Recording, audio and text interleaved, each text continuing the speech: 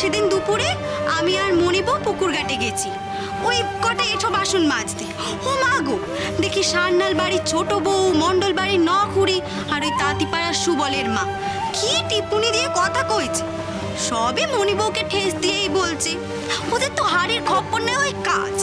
বলে কিনা মনিবউয়ের স্বামী নাকি তাকে পছন্দ করে না, তার কপাল নাকি খুবই খারাপ, ফেলে রেখে রেখে চলে যায়, খপ্পর নেয় না, ভালো মন্দের হদিশ রাখেনে। গেল আমার মাথা গরম হয়ে, আমিও দু কথা শুনিয়ে দিলাম।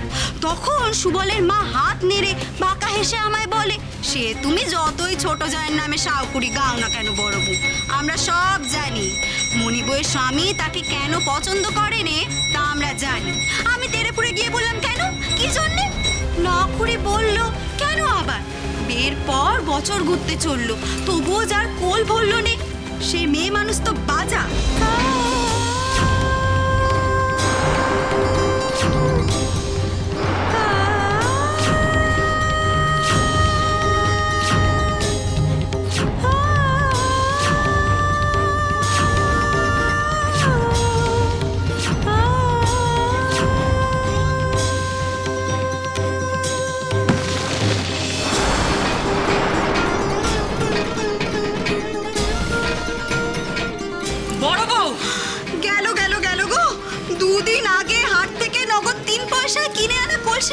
তুমি ভেঙে দিলে।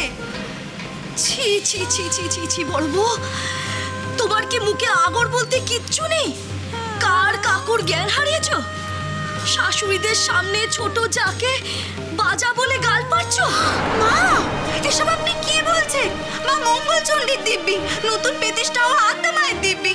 আমি মনিবউকে কখনো গাল পাড়তে পারি? মনিবউ আমার ছোট বোনের মতো, আমার পরাণের টুকরো, নয়নের মণি, ওকে আমি কেন গাল পারবো মা? গাল পারবো তো আমার সত্তর কি, ওই নখুড়ি সুবলের মা এদের ভালো করে তুলোধনা করে দিয়েছে। বলি কোন মেয়ে মানুষ বাজা হবে না গান্ধারীর মতো 100 বেটার জন্ম দেবে, তা তো তার কপালের লিখন। যার যার কপাল শেষে নিয়ে আসে, এতে টিপ্পনি কাটার কি আছে?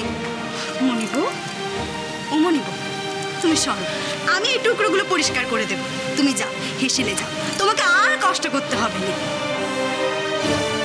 দিদি, আমি তাল পুকুরে জল ভরতে যাইনি, আর পুকুর ঘাটে কেউ আমাকে কোনোদিন অমন ধরা কথা বলেনি। নখুড়ি, সুবলের মা, ওরা সবাই আমাকে ভালোই বাসে, ওরা কখনো আমাকে এমন কথা বলতে পারে না। বলছো কেউ কখনো কোনোদিন এরকম কথা বলেনি? সত্যি? হবে হয়তো, তাহলে আমি বোধহয় ভুল শুনেছি।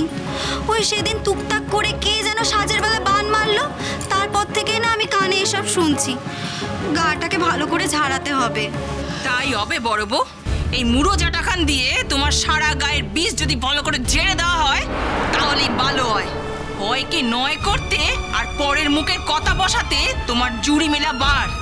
তাই বলি নিজের ছোট যাকে কেউ এমন কথা বলতে পারে আমি জন্মে শুনিনি। মনিবউ, তুমি এখানে দাঁড়িয়ে থেকো না, যাও ঘরে যাও। আমাকে ঝাঁটা মারলেই তো আর সত্যিটা মিথ্যে হয়ে যায় না পিসিমা। হ্যাঁ, আজ না হয় নখুড়ি, ছোট বউ, সুবলের মা এরা কিছু বলেনি, কিন্তু কাল যে অন্য কেউ এসে বরচাঁচ বাড়ির বউ এখনো কেন পুয়াতি হলো না এই নিয়ে যে কিছু বলবে না, এরও তো কোনো নিশ্চয়তা নেই, তাই না?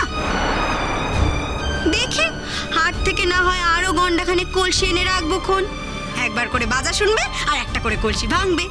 ভাঙা কলসির জলে সারা উঠোন ধুয়ে মুছে সাফ হয়ে যাবে, বদনামও ধুয়ে যাবে, তাই তো? আদিশক্তি আদ্যাপি সোম থেকে শনি সন্ধ্যে 7টায় আকাশ আট ও প্ল্যাটফর্ম 8-এ।